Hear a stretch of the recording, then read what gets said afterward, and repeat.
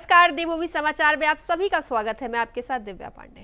Bulletin की शुरुआत करेंगे। देहरादून में मेधावी छात्र सम्मान समारोह आयोजित किया गया। वहीं कार्यक्रम का आयोजन मुख्यमंत्री आवास स्थित मुख्य सेवक सदन में आयोजित किया गया।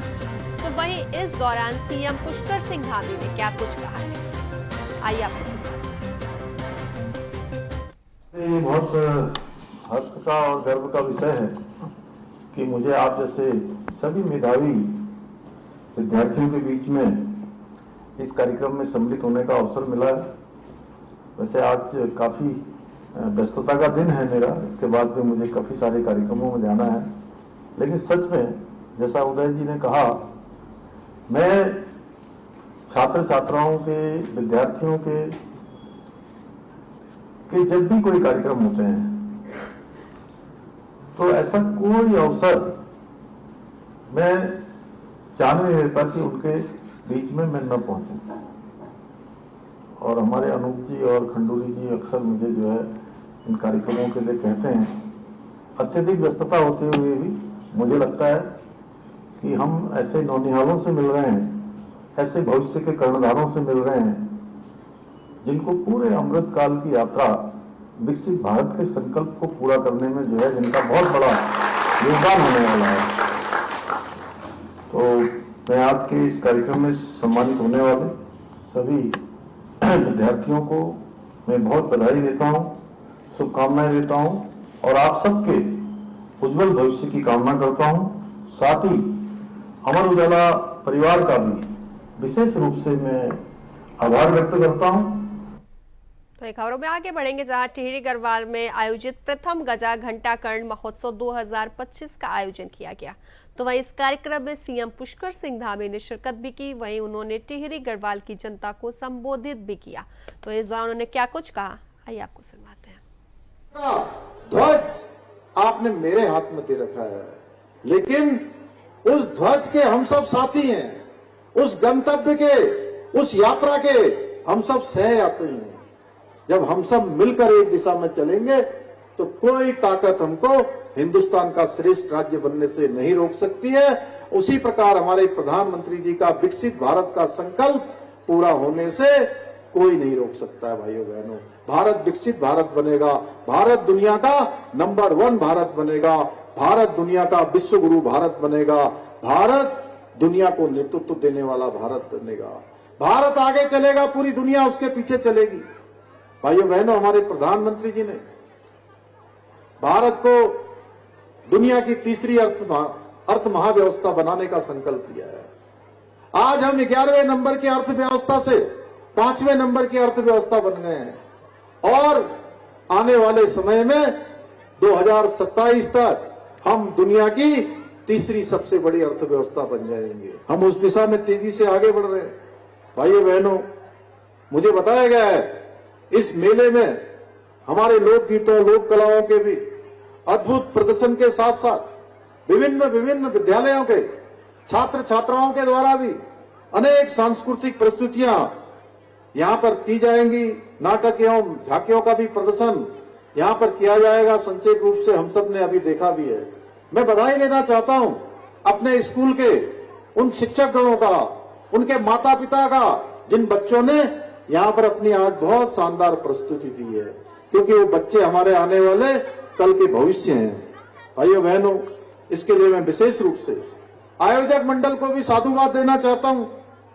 इस प्रकार के आयोजन हमारी जो समृद्ध सांस्कृतिक परंपराएं हैं उनको आगे बढ़ाने के लिए अपना अद्वितीय योगदान देते हैं। मेरा मानना है कि ये लोक संस्कृति हमारी मूल पहचान है, इसलिए उत्तराखंड की लोक कला, संस्कृति, पहनावे और खान पान पर हमें सदैव गर्व होना चाहिए। मैं आज दुनिया के अनेक देशों में मुझे जाने का सौभाग्य मिला। मुझे बहुत खुशी हुई कि हमारे उत्तराखंड की माताएं, बहनें, हमारे बच्चे आज चाहे वो 7 समुद्र पार, चाहे इंग्लैंड में हो, चाहे किसी अन्य देश में हो, वो अपनी संस्कृति से जुड़े हुए हैं। जैसे हमारे यहाँ पर इन्होंने टोपी पहन रखी है, ब्रह्म कमल की लगाए हुए, खड़े हो जाइए एक बार। ऐसी टोपी पहने हुए मुझे जब मैं लंदन में गया था, रात में 11 बजे सैकड़ों की संख्या में हमारे उत्तराखंड के गढ़वाल, कुमाऊं और जौनसार के भाई बहन वहां पर मिले थे। भाइयों बहनों, पूरी दिन भर की यात्रा और लंबी 8-9 घंटे की यात्रा के बाद मैं वहां पहुंचा था। रात के 11 बजे थे। ऐसा लग रहा था मुझे कि मैं जो ये इंग्लैंड, यूनाइटेड किंगडम, उसको भी यूके बोलते हैं और हमारे उत्तराखंड को भी यूके बोलते हैं। तो सच बताऊं, मुझे ऐसा लग नहीं रहा था कि मैं यहां इंग्लैंड के यूके में हूं। मुझे लग रहा था कि मैं अपने उत्तराखंड के यूके में हूं, किसी शहर में आया हूं। इस प्रकार का वहां पर अनुभव मुझे प्राप्त हुआ। भाइयों बहनों, आज हम हमारे प्रधानमंत्री जी के नेतृत्व में भारत की संस्कृति और विरासत के पुनरुत्थान का भी एक अमृत काल चल रहा है। चाहे लंबे समय से हम सब जिसकी प्रतीक्षा कर रहे थे, भगवान श्री राम का भव्य और दिव्य मंदिर बनना चाहिए, 500 वर्षों से हमारी प्रतीक्षा थी।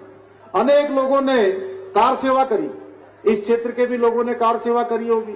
हमारे उत्तराखंड से बहुत बड़ी संख्या में लोग वहां कार सेवा करने गए थे और आज हमारे प्रधानमंत्री श्री नरेंद्र मोदी जी के नेतृत्व में अयोध्या में भगवान राम का भव्य और दिव्य मंदिर बनकर तैयार हो गया। भाइयों बहनों, चाहे काशी का विश्वनाथ कॉरिडोर हो, महाकाल उज्जैन में बनने वाला महाकाल लोक का निर्माण हो, या हमारे ही राज्य में चाहे चार धाम ऑल वेदर रोड हो, चाहे बद्रीनाथ का मास्टर प्लान हो, केदारनाथ का आपदा के बाद 2013 के बाद नव निर्माण पुनः निर्माण हो। भाइयों बहनों, हमारी धार्मिक धरोहरों को जिस प्रकार से आज सजाया और संवारा जा रहा है, जिस प्रकार से उनका नव निर्माण किया जा रहा है, जिस प्रकार से उनका पुनरुत्थान हो रहा है, उसको शब्दों में बयान नहीं किया जा सकता है।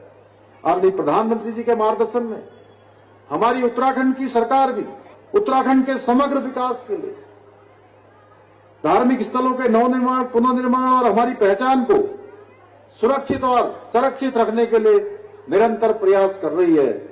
आज जहां हम एक और राज्य में शहरों से लेकर सुदूरवर्ती हमारे जितने ग्रामीण क्षेत्र हैं, उन ग्रामीण क्षेत्रों में स्वास्थ्य का क्षेत्र हो, पेयजल का क्षेत्र हो, सड़क का क्षेत्र हो, शिक्षा का क्षेत्र हो और इससे जुड़े हुए महत्वपूर्ण इंफ्रास्ट्रक्चर हो, अवस्थापना हो, उन सभी की मजबूती के लिए काम किया जा रहा है।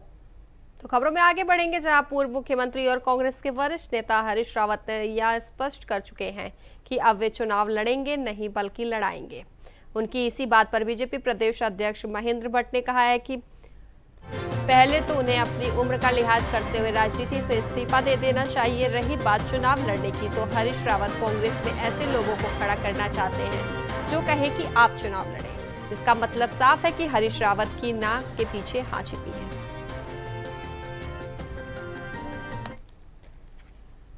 चुनाव नहीं लड़ना होता, वो आक्रोशमक भी आ नहीं सकता है। उनके आक्रोश में आने का कारण यही है कि वो बोल कुछ और रहे, करेंगे कुछ और जो व्यक्ति 2-2 स्थानों चुनाव लड़ने की महत्वाकांक्षा रखता हो, वो व्यक्ति आज ये कहे कि मैं चुनाव नहीं लड़ रहा हूं, इस बात का आशय है कि कांग्रेस के अंदर वो एक ऐसी टीम खड़ा करना चाहते जो कहें हरीश रावत जी आप चुनाव लड़ो, ना के पीछे हाँ की अपेक्षा वो चाहते हैं। और इसलिए मैंने कहा कि व्यक्ति चुनाव न लड़ना ये शब्द नहीं होता है। मैं राजनीतिक संन्यास ले रहा हूँ इस बात को कहने की स्थिति में जब हरीश रावत जी आएंगे तब जनता को विश्वास होगा कि हरीश रावत जी इस बात को कह रहे हैं, उसको धड़ उतारते कि नहीं उतारते। इसलिए मैंने कहा था कि उनकी उम्र इतनी हो चुकी है, उनकी उम्र का अधिकतर लोग ले चुके हैं। उत्तराखंड राजनीति में उनकी उम्र के लोगों ने राजनीति से दूरी बनाई है। इसलिए मैंने एक वरिष्ठ नेता के नाते, कांग्रेस के हमारे प्रदेश के मुख्यमंत्री कांग्रेस वरिष्ठ नेता रहे हैं, उनको भी थोड़ा अब हिम्मत दिखाकर राज्य के हित में दल से ऊपर उठकर विचार करना चाहिए और वो राजनीतिक संन्यास लें और सकारात्मक रूप से भारतीय जनता को अब तो लगातार बीजेपी की सरकार आने वाली है। जहां भी 2 बार कांग्रेस हारी है, तीसरी बार कभी नहीं आई है, ये अभी तक का इतिहास है। इसलिए तय मान के चलिए बीजेपी ने फिर आना है और मैं ये अपेक्षा हरीश रावत जी से करता हूं कि बीजेपी की सरकार के भविष्य की सरकार के लिए उनका कुछ सुझाव है तो जरूर मुख्यमंत्री को देने चाहिए। और कांग्रेसी बनकर यह कहना कि मैं चुनाव नहीं लड़ूंगा, यह एक प्रकार से वो ऐसा प्रेशर मेंटेन करना चाह रहे हैं कि कुछ उनके दल के एक ग्रुप खड़ा हो, वो ग्रुप कहे कि हरीश जी आप। तो अगली खबर की रुख करेंगे, जहां कोटद्वार नगर निगम के झंडा चौक पर रोज सुबह शाम नाली चौक हो जाना बड़ी समस्या बनी हुई है। नाली में कूड़ा पड़ा होने के कारण पानी की निकासी नहीं हो पाती है। इसी समस्या के समाधान के लिए मेयर, नगर आयुक्त और सफाई निरीक्षक ने मौके पर जाकर निरीक्षण किया और एनएच से भी बात की। तो आप तस्वीरों में देख सकते हैं, नाली में कूड़ा होना ही समस्या का कारण है। वहीं स्थानीय व्यापारियों का कहना है कि टाटा की तरह से यह कचरा आता है, जिसके चलते समस्या का सामना करना पड़ रहा है। तो वहीं नगर आयुक्त का कहना है कि व्यापारियों को बार बार कूड़े ली गाड़ी में डालने की अपील की जाती है, उसके बावजूद भी कुछ व्यापारी कचरा गाड़ी में नहीं डालते हैं। ऐसे लोगों पर सख्त कार्रवाई करते हुए चालानी कार्रवाई की जाएगी। आम पब्लिक जो होती है ना, वहाँ से जो है उसमें चोक हो रही है, क्योंकि पूर्व से उसका जो लेवलिंग है वो ठीक से नहीं है, तो उसमें पानी की निकासी हो नहीं पा रही है। एक जगह पर जो रोड के बैठ जाने से जो वहाँ से नाली पूरी तरह से चोक हो गई है, तो उसमें रोड कटिंग करके उसमें ह्यूम पाइप डाल के उसकी निकासी की जानी है। तो उसके लिए एनएच से एनओसी मिलने की जो समस्या आ रही है, उसके लिए एनएच के सक्षम अधिकारी से बात हो गई है। तो मुझे लगता है इसमें शीघ्र इसका निस्तारण होना चाहिए और फिर वहाँ पर जैसे शीघ्र ह्यूम पाइप डालकर उसकी निकासी करा ली जाएगी। तात्कालिक तौर पर लगातार रोड नालियों की सफाई 2 टाइम की जा रही है और उसके लिए संबंधित जो मुख्य सफाई निरीक्षक हैं उनको निर्देशित कर दिया गया है।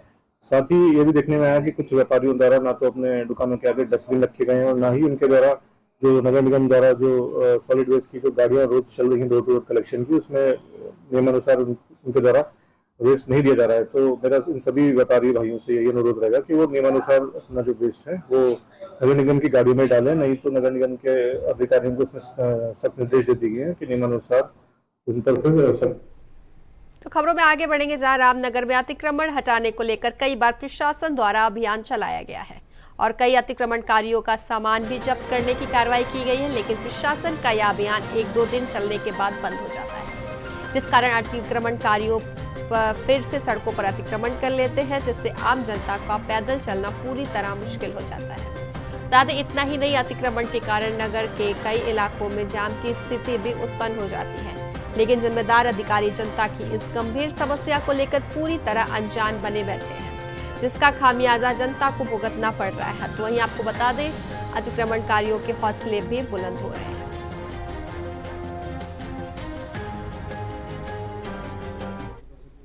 तो अगली खबर की रुख करेंगे। कांग्रेस के महानगर अध्यक्ष राजेंद्र चौधरी कार्यालय पर पंडित जवाहरलाल नेहरू की 61वीं पुण्यतिथि का आयोजन किया गया, तो वही जिसमें कांग्रेस के तमाम नेता शामिल हुए। आपको बता दें, राजेंद्र चौधरी ने कहा कि पंडित जवाहरलाल नेहरू भारत के भारत रत्न प्रथम प्रधानमंत्री की 61वीं पुण्यतिथि मनाई गई है, जिसको लेकर उनके जीवन की कार्यशैली पर प्रकाश डाला गया है और सभी कांग्रेस जनों ने उनके पद चिन्हों पर चलने की बात कही गई है।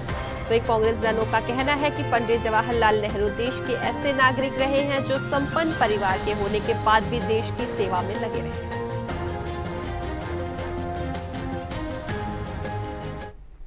तो अगली खबर की रुख करेंगे। हल्द्वानी लेखपाल संघ के बैनर तले आज से सभी लेखपाल पटवारी 3 दिवसीय कार्य बहिष्कार पर चले गए हैं।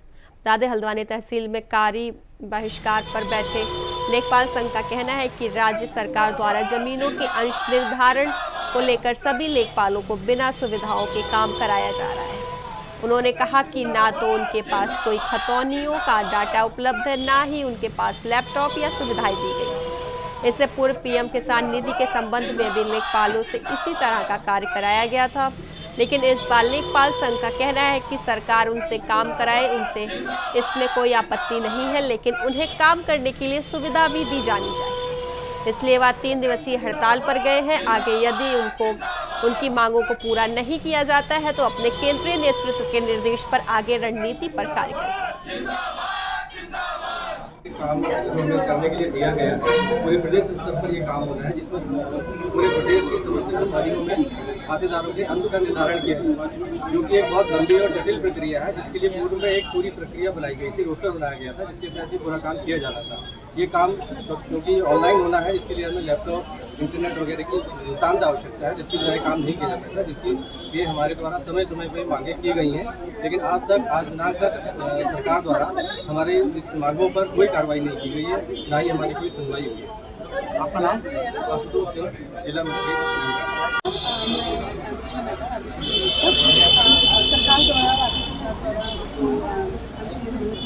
हमें बताया गया है कि हम नया बैच आए हैं।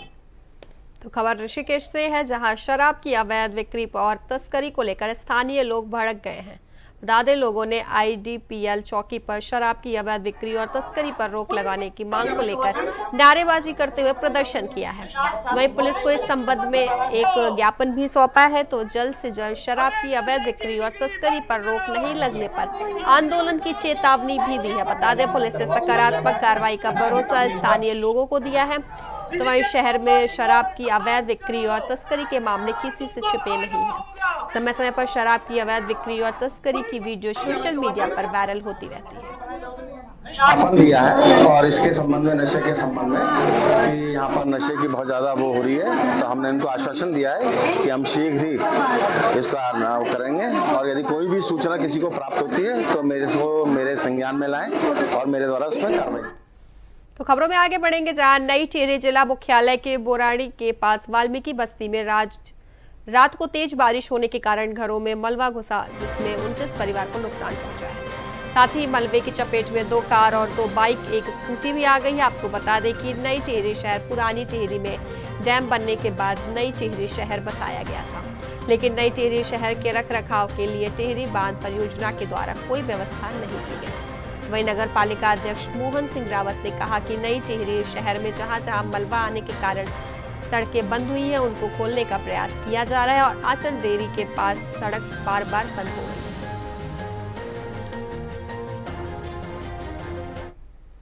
वो नाला पूरा जाम हो चुका था मट्टी से, और जिस कारण उस पूरे शहर का पानी यहाँ पे उधर से कट के सारा इधर मोहल्ले में आया। ऊपर वाली कॉलोनी में सबके घरों में इतने गले गले तक पानी आ गया और सारी गाड़ियाँ बाइकें सब रोड पे बह के आई हैं। और जितने ये लोग थे, ये अपने घरों के दरवाजे भी नहीं खोल पाए और इनको अड़ोस पड़ोस वालों ने इनके दरवाजे खोले, तोड़ के इनको निकाला बाहर। और अब ऐसी स्थिति आ गई, इनके घर में खाने तक के लिए नहीं है, कपड़े तक नहीं है, अपने जो कपड़े इन्होंने पहन रखे हैं वो तक इनके पास नहीं है। वो भी अब शासन प्रशासन से मैं यही चाहूँगा कि आके यहाँ पे देखें। अभी तक कोई नहीं आया यहाँ, सिर्फ सुबह पटवारी जी आए थे, वो थोड़ा सा लिख के रह गए। अब पुलिस विभाग आया था सुबह 5 बजे, सबसे पहले पुलिस विभाग आ गया था यहाँ, और अभी तक कोई नहीं आया। तो मैं ये चाहूँगा कि इनकी रहने की व्यवस्था और इनके खाने पीने की व्यवस्था और इनका जो नुकसान हुआ थोड़ा इनको मुआवजा मिल जाए। तो मैं सरकार शासन प्रशासन मिलकर इस तत्काल इस पर कार्रवाई कर रहा है और इस स्थिति को संभालने की कोशिश कर रहा है। यहाँ पर निश्चित तौर पर जिस तरह से शहर है, इस शहर में जिस तरह से इस शहर को बनाया गया है, उसके लिए एक बड़ा संसाधन की आवश्यकता है। और जब ये शहर हैंडल ले गया था तो कहीं ना कहीं टीडीसी की जिम्मेदारी बनती थी इस शहर को संभालने के लिए, बचाए रखने के लिए एक बड़े मत की व्यवस्था करता, जो CSR पद से करता या अन्य मत से करता। तो हम टीडीसी मांग करते हैं कि शहर की मिलिट्रीज के लिए हमें 8-10 करोड़ रुपये देने की, पर ईयर देने की वो करें, कृपा करें। और ये बात हम उन तक भी पहुँचाएंगे और शहर में हम अपना काम करेंगे। आप देखिए, आज हमने बात की है तो हमने वहाँ पर भी JCB लगवा दी है और साथ में ही जो नोडल अधिकारी वहाँ पर प्रमोद थपियाल जी, उनको हमने आज निर्देश कर दिया गया है कि जो नाली है उस नाली पे बड़े स्कैम लगवाएं और जिससे कि मलबा सड़कों पे। 3 बजे पानी आया, थोड़ा पानी आना स्टार्ट हुआ था और करीब 10 मिनट बाद पानी इतना हुआ कि सीने के लेवल तक पानी आ गया, पूरा घर में पानी हो गया। हम लोग को 4 लोग। तो खबरों में आगे बढ़ेंगे, जहां पूर्व मुख्यमंत्री और वर्तमान में हरिद्वार से लोकसभा सांसद त्रिवेंद्र सिंह रावत का बयान फिर वायरल हुआ है। बता दें, पूर्व मुख्यमंत्री त्रिवेंद्र सिंह रावत कह रहे हैं कि पाकिस्तान हमारा भाई है। तो इस सोशल मीडिया पर लगातार वायरल हो रहे पूर्व मुख्यमंत्री त्रिवेंद्र सिंह रावत का यह वीडियो। तो उन्होंने कहा, देखो पाकिस्तान भी हमारा भाई है, हम कोई आतंकवाद नहीं फैलाना चाहते, हम किसी को नष्ट करने के लिए नहीं करें, लेकिन हमको अगर कोई नष्ट करना चाहेगा तो उसको भारत अब बख्शेगा नहीं। अब ये भारत 2025 का भारत है, ये पुराना भारत नहीं है।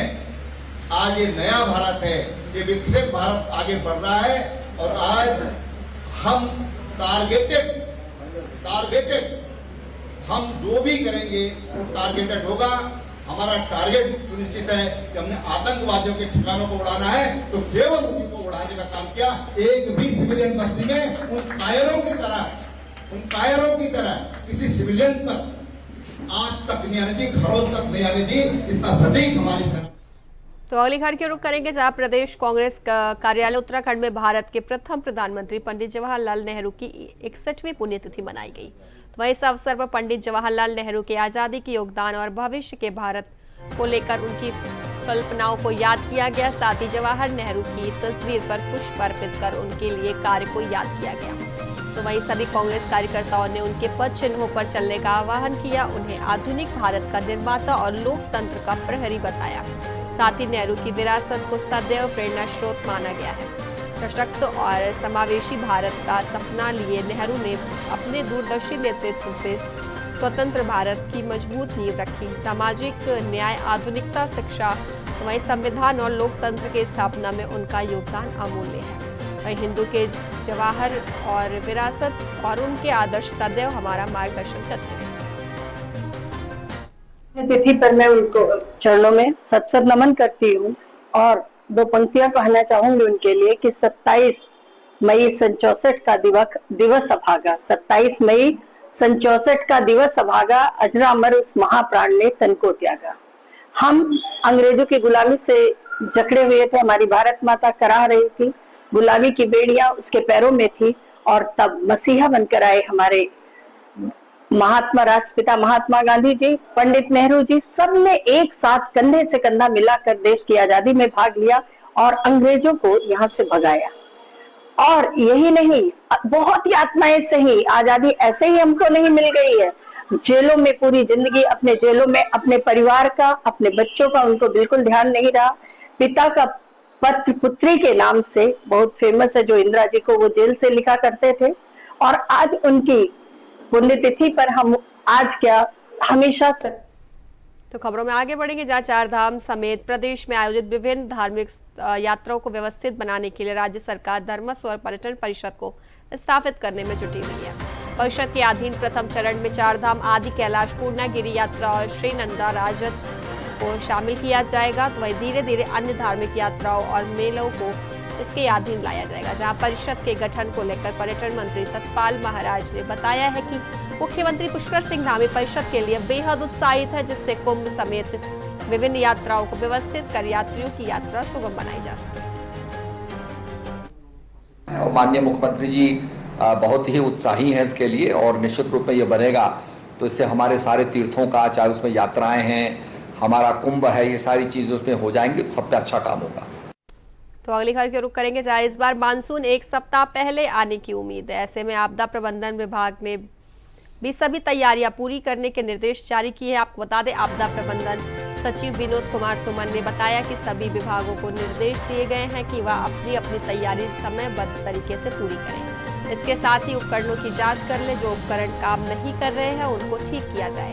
तो वही आपदा प्रबंधन में लगने वाले तमाम कर्मचारियों को भी समय से पहले ट्रेन किया जाए। जहां पर रास्ते बंद होने की संभावना है, वहां पर राशन की पूरी व्यवस्था करने की भी निर्देश दिए गए हैं।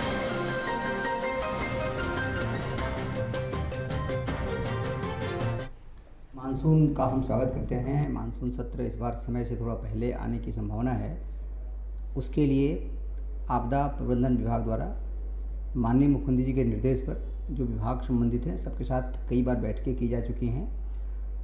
जैसे नालियों की सफाई के लिए निर्देश सबको दिए जा चुके हैं। आपदा से राहत बचाव करने के लिए, आपदा से फेस करने। तो खबरों में आगे बढ़ेंगे, जहां कर्ज के बोझ तले दबे उत्तराखंड के परिवार के 7 लोगों ने सोमवार रात पंचकुला में जहर खाकर आत्महत्या कर ली। बता दें, मृतकों में दंपति, 3 बच्चे और परिवार के बुजुर्ग सदस्य शामिल हैं। सभी के शव एक कार में मिले हैं। कार देहरादून नंबर की बताई जाती है। तो मृतकों में 2 की पहचान प्रवीण मित्तल और उनके पिता देशराज मित्तल के रूप में हुई है। पुलिस ने मामला दर्ज कर जांच शुरू कर दी है। जानकारी के अनुसार पंचकुला शहर के सेक्टर 27 में सोमवार रात एक दिल दहला देने वाली घटना सामने आई है। बता दें, कर्ज में डूबे एक ही परिवार के 7 लोगों ने जहर खाकर आत्महत्या कर ली। वहीं मरने वालों में 2 दंपति, 3 मासूम बच्चे और परिवार के बुजुर्ग सदस्य शामिल हैं। खबरों में आगे बढ़ेंगे, जहां उत्तराखंड में जहां एक तरफ पहाड़ी जिलों में मौसम सुहावना बना हुआ है, तो वहीं अब मैदानी इलाकों में एक बार फिर तापमान बढ़ता हुआ नजर आ रहा है। आलम यह है कि अधिकतर इलाकों में मौसम साफ होने के चलते दोपहर के समय तेज धूप हो रही है, जिससे लोगों को गर्मी महसूस हो रही है। फिलहाल देहरादून स्थित मौसम विज्ञान केंद्र के मुताबिक आज राज्य के पर्वतीय जिलों में एक बार फिर मौसम बदला नजर आएगा। मौसम विभाग ने चेतावनी जारी करते हुए गढ़वाल और कुमाऊं के कई क्षेत्रों में गर्जन के साथ आकाशीय बिजली और बारिश की संभावना जताई है।